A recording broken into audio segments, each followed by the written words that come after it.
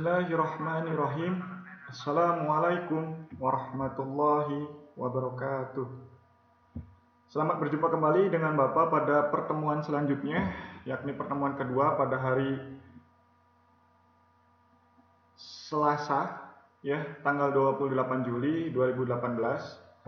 Oke, pada pertemuan kedua kali ini, kita akan membahas sistem pembagian kekuasaan negara Republik Indonesia pada bab 1. Yang kita bahas sekarang adalah subbab A-nya.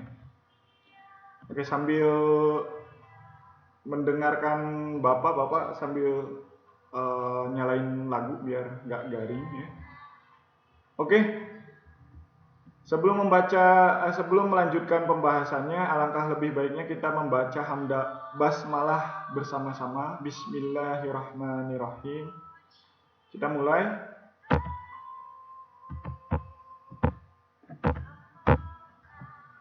Oke. Macam-macam kekuasaan negara. Yang pertama menurut John Locke, yang kedua dari Montesquieu, ya, bacanya Montesquieu. Menurut John Locke ada apa nih? Legislatif. Legislatif itu kekuasaan negara yang berdasar kepada pembuatan atau pembentukan undang-undang. Ya, jadi tugasnya adalah membentuk undang-undang. Kalau di Indonesia itu ada yang namanya Badan Dewan Perwakilan Rakyat atau DPR. Kemudian ada eksekutif. Itu adalah kekuasaan pemerintah, ya. Kekuasaan pemerintah itu kekuasaan melaksanakan undang-undang atau pemerintah. Kita pernah membahas ini pada kelas 3 yang kemarin kita bahasnya di KTSP. Ya, jadi ada pemerintah, ada pemerintahan gitu ya. Jadi pemerintah itu eksekutif kalau pemerintahan itu keseluruhan.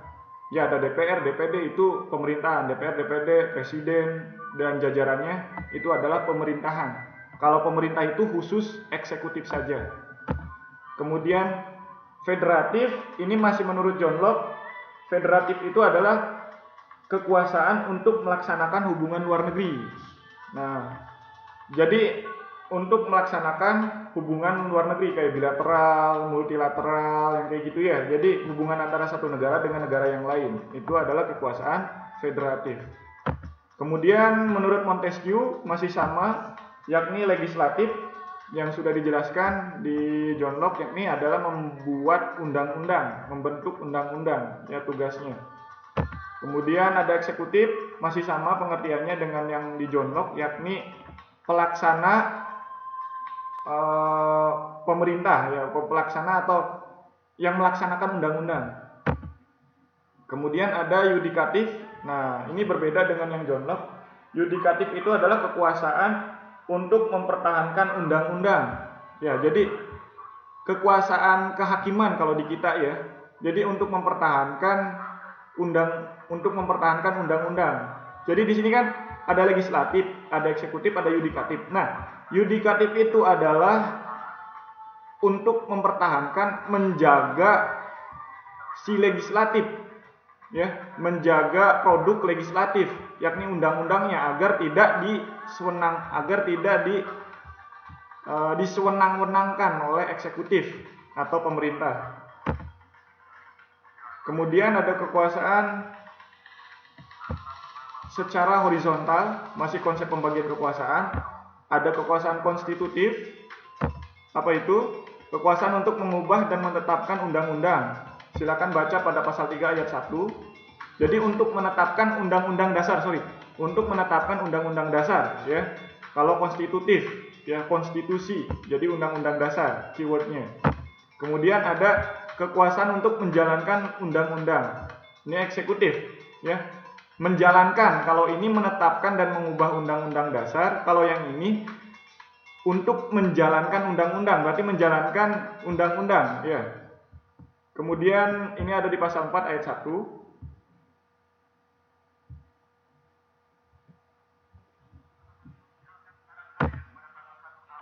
Kekuasaan legislatif untuk membentuk undang-undang. Ya, ini menjalankan, yang ini membentuk. ada pada pasal 20 ayat 1. Kemudian ada lagi pembagian masih secara horizontal, yudikatif, kekuasaan untuk menyelenggarakan peradilan guna menegakkan hukum. Jadi kayak peradilan ya, peradilan pengadilan itu masuknya ke kekuasaan yudikatif. Terus ada kekuasaan eksaminatif ya, kekuasaan yang berhubungan dengan penyelenggaraan pemerintah atas pengelolaan dan tanggung jawab keuangan negara. Jadi yang bertanggung jawab dengan keuangan negara. Kekuasaan moneter untuk menetapkan melaksanakan kebijakan moneter. Jadi bedanya apa Pak ini antara eksaminatif dan dengan moneter? Kalau eksaminatif itu badan pemerintah. Ya, ada di pemerintahan. Kalau yang sama-sama ini juga pemerintahan. Cuman kalau untuk eksaminatif ini adalah khusus badan pemerintah yang mengelola keuangan, gitu, mengelola keuangan negara. Kalau moneter ini adalah untuk menjaga kelancaran sistem pembayarannya, menetapkan melaksanakan kebijakan moneter itu kekuasaan moneter. Kalau lembaganya ini ada bank sentral, kalau yang ini, yang eksaminatif itu ada BPK, ya. BPK, kalau yang ini ada BPK, yang ini ada bank sentral. Kalau bank sentral itu yang mengatur keuangannya, bukan mengatur keuangan, yang mengatur kebijakan keuangan, gitu loh, kelancaran keuangan. Misalnya uang pecahan berapa sih, gitu, kayak 1.000, 2.000, 10.000, gitu. Itu yang mengatur adalah kekuasaan moneter, bukan kekuasaan eksaminatif.